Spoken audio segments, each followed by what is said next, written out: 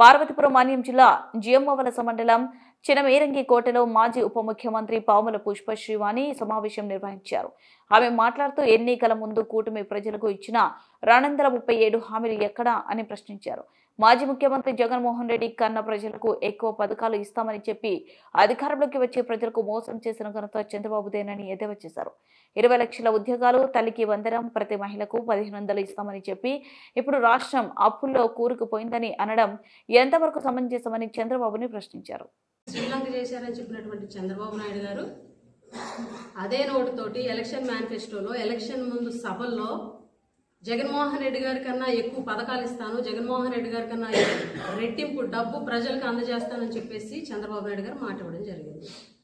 ఏదైతే జగన్మోహన్ రెడ్డి గారి సంక్షేమ పథకాల కోసం అప్పులు చేసి శ్రీలంక చేశారని చెప్పిన నోటుతోటే జగన్మోహన్ రెడ్డి గారి కన్నా ఎక్కువ పథకాలు ఇస్తాను, కానీ నేను అప్పు చేయను, సంపద సృష్టిస్తాను, సంపద సృష్టించి ప్రజలకి సంక్షేమ పథకం జగన్మోహన్ రెడ్డి గారి కన్నా రెట్టింపిస్తానని చెప్పినటువంటి చంద్రబాబు నాయుడు గారు ఎలక్షన్లో ఇచ్చినటువంటి హామీలు సూపర్ 6 సుమారుగా 237 హామీలు మేనిఫెస్టోలో పెట్టి కూటమి నాయకులందరూ కూడా చెప్పి ఎలక్షన్లోకి వెళ్ళి ప్రజలందరికీ జగన్ కన్నా ఎక్కువ డబ్బు ఇస్తాము, అత్యధిక డబ్బు ఇస్తాము, సూపర్ 6 ప్రజలకి డబ్బులు ఫిక్స్ అన్న నినాదంతో ప్రజల ముందుకు వెళ్ళడం జరిగింది.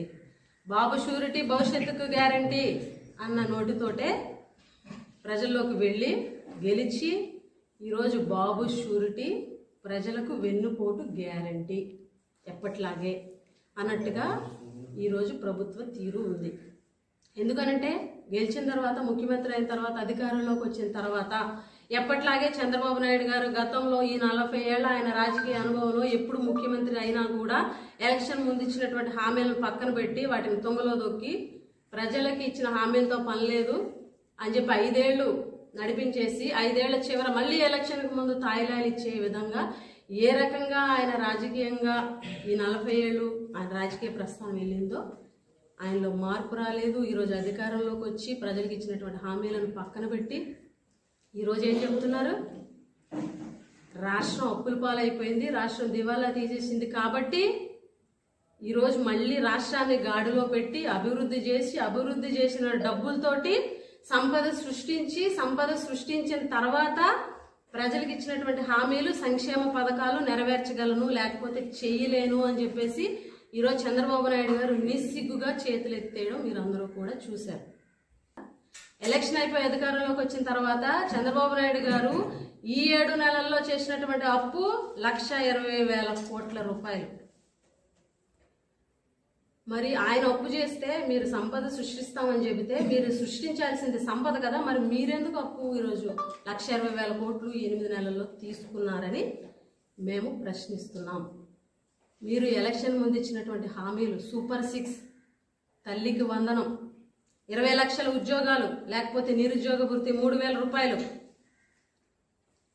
అదేవిధంగా దీపం పథకం, సిలిండర్ ఇస్తాను, ఉచిత 3 సిలిండర్లు ఇస్తానని చెప్పి, ఉచిత బస్సు ఇస్తానని చెప్పి, తల్లికి వందనం అని చెప్పి ప్రతి ఇంట్లో చదువుతున్న ప్రతి బిడ్డకి 15,000 రూపాయలు ఇస్తానని చెప్పి, ప్రతి మహిళకు 18 ఏళ్ళు నిండినటువంటి ప్రతి మహిళకు 1,500 రూపాయలు ఇస్తానని చెప్పి చంద్రబాబు నాయుడు గారు ఎన్నో సందర్భాల్లో విజన్ 2047 అంటున్నారు. అంటే 2047లో అప్పటికి సంపద సృష్టించి అప్పటికి పథకాలు ఇస్తారా?